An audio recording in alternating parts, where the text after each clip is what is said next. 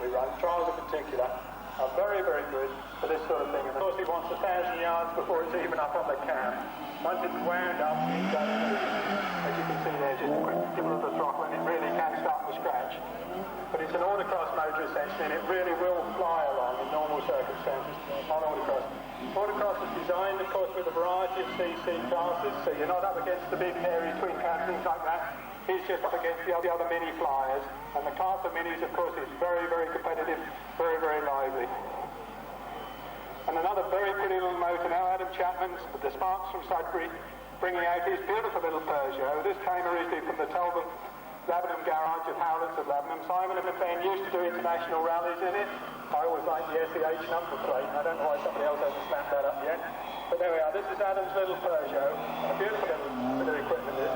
Very pretty, but also very functional. Simon and Ben Howlett used to run it and do extremely well on international rallies. Adam has bought it. Now he's learning. And he's a young lad, obviously got some way to go yet. But once he's got the hang of this thing, I'm sure he'll be very, very quick. And if any of you are interested, of course, Adam is looking for somebody pretty fearless with a good pair of cycle clips who wants to sit in the passenger seat on rallies. So he's the sort of guy to come and talk to, because he's said he's half train driver by occupation. And if you think he's still driving a train, well, don't let me deceive you on that one.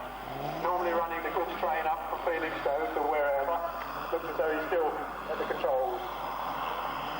So there we are, that's the nice old Jackson lorry. Yes, there we are. You see, you can't do that with a train, can you, Kevin? That's the way to do it, as they say. So it's out with that one, and say, these two lads, last weekend they were out at Watford. We ran a stage event all day Saturday, and then a sprint all day Sunday. It was an enormous event, down to 500cc motorbike engine specials, and all the slew cars in between. An enormous mixture, big E-type, Jag, little minis, lightweight, all sorts of things out last weekend in the sprint. On the stage running, of course, a little more specialised. You've got to have the roll cage and one or two other bits and pieces that I'll tell you about in a minute. But basically on a stage event, of course, it's a little more safety conscious. A stage event can be done. I think they're still very, very safe, and that's too true. But just to be on the safe side, of course, stage running cars these days do have some special tackle inside.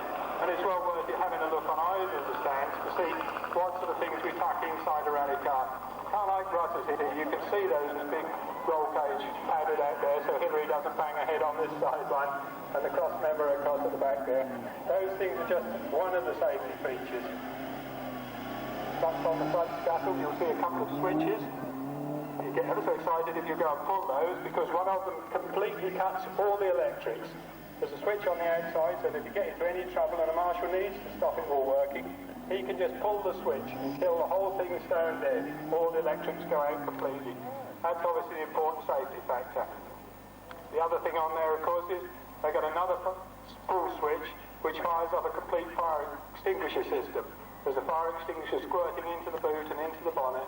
So we get a fire under the covers, and we just pull the switch and it all goes out in a matter of seconds. Brian here coming for another nice trundle round. You'll see the car equipment stage, a sticker on the back from last week. Brian was the equipment man. He looked after all the equipment for a stage event. And when I tell you we moved 3 7-ton lorries worth of equipment into Watton last weekend, you can see what we took in. An enormous amount of equipment, stakes, arrows, drums, radios, all the signs, all the boards, all the safety equipment.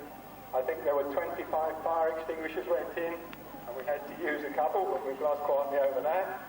And so on and so forth. So an enormous amount of equipment goes into somewhere like Watton, and Brian last week was the man responsible for getting most of that sorted out. You know, tickets down at the ferry. You talked to Terry about it for next weekend.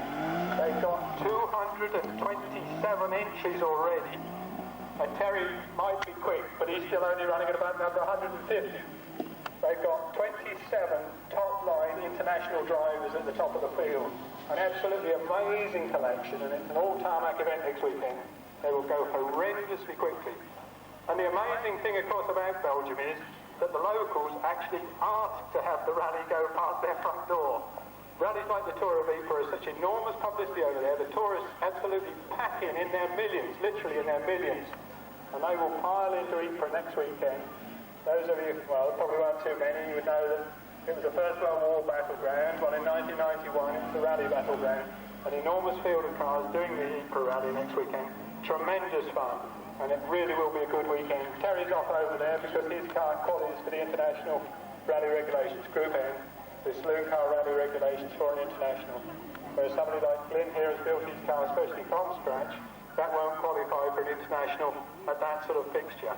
There are special fixtures for what we call the non-homologated cars, but Glyn's is not one of the Group N or Group A cars like they'll use next weekend.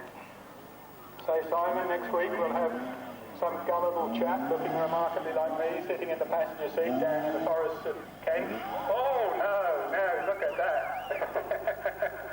Well, that isn't the idea. That isn't the idea. Well, I never. Now, he's just rebuilt that this morning, so I don't know what he did to it. That certainly wasn't speed. I don't know why, it's just dug in.